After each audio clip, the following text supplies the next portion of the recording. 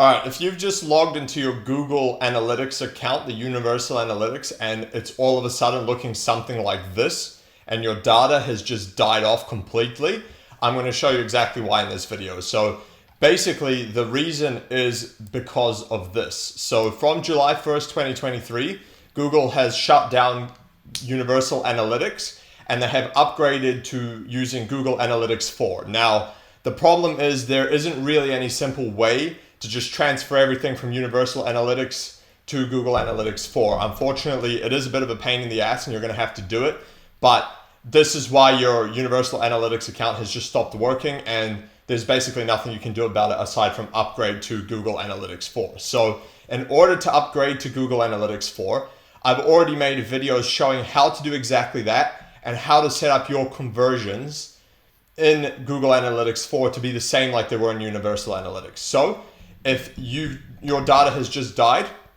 then go and watch those videos. I've also made a video showing how to import the Google Analytics 4 conversions into Google Ads as well, so that your Google Ads don't suffer because of this too. So if you need to do this, go and watch those videos. The links are in the description below and they'll be after this as well. You'll be able to click on them, watch those videos, and this is going to solve that problem for you.